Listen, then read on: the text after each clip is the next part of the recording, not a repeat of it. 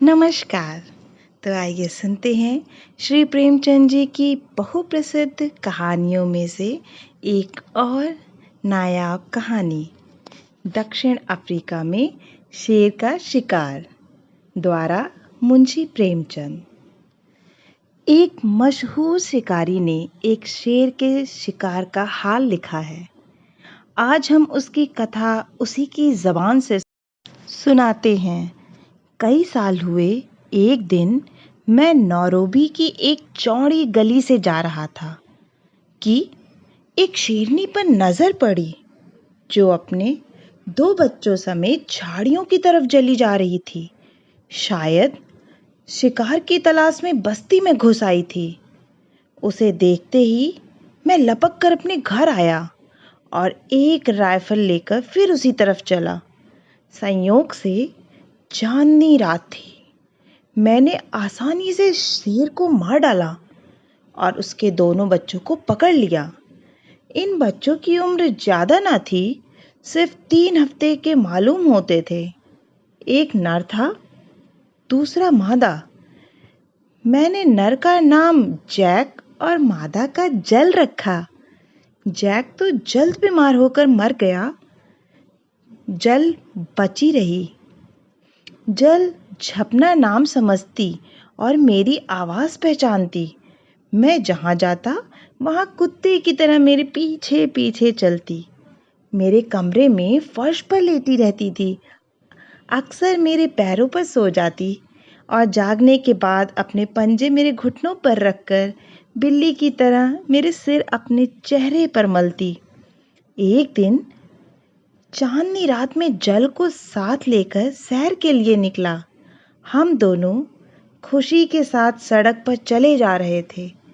मैं यह बिल्कुल भूल गया था कि उस दिन होटल में नाच होने वाला है। संयोग देखिए, मैं और जल उस वक्त होटल के पास पहुंचे जब कोई मेहमान सवारी की तलाश में बाहर खड़ा था।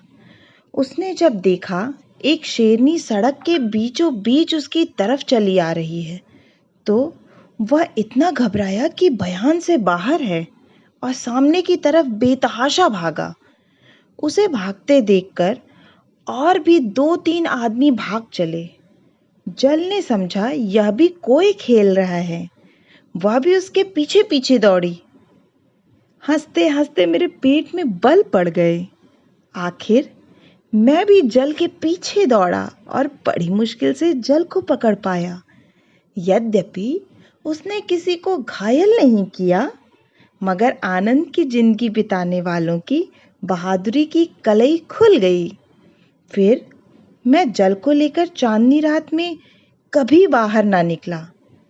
एक दिन मैं एक जगह दावत खाने गया। वहां से अपने बंगले की तरफ चला तो आधी रात हो गई थी। आधा रास्ता तय कर चुका था कि एकाएक बंदूक चलने की आवाज सुनाई दी। ऐसा मालूम हुआ कि कोई आदमी घबराहट में शू श कर रहा है।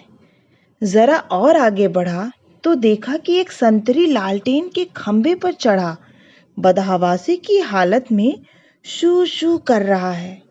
मुझे देखते ही उसने कहा, साहब जरा बचे रहिएगा, एक शेर बिल्कुल पास खड़ा है और घोड़े को खा रहा है। मैंने इधर उधर निगाह दौड़ाई तो 50 कदम के फासले पर एक शेर दिखाई दिया। वह सचमुच एक घोड़े को चट कर गया। संतरी के शोरगुल की उसे बिल्कुल परवाह न थी। मैंने संतरी को आवाज दी कि वह जहां है वहीं ठहरा रहे और मैं अकेले एक दोस्त के पास बंदूक लेने गया। जब राइफल लेकर लौटा तो देखा कि शेर बैठा ऊंट चाट रहा है और संतरी ज्यों का त्यों खंभे में चिमटा खड़ा है। मैंने फौरन शेर पर बंदूक चलाई। वह जख्मी तो हो गया मगर मरा नहीं। वह बड़े जोर से गरजा और एक तरफ को चल दिया, लेकिन मैं उसे कब छोड़ने वाला था। मैंने खून का निशान देखा और देखते हुए उसके पीछे चला। आखिर मैंने उसे खाड़ी के किनारे पर खड़ा देखा। अब की मेरी गोली काम कर गई। शेर गिर पड़ा। मैं खुश खुश शेर के पास गया और उसे देखते ही पहचान गया। वह मेरी शेरनी जल थी। तो दोस्तों, आशा है कि आपको यह कहानी पसंद आई होगी।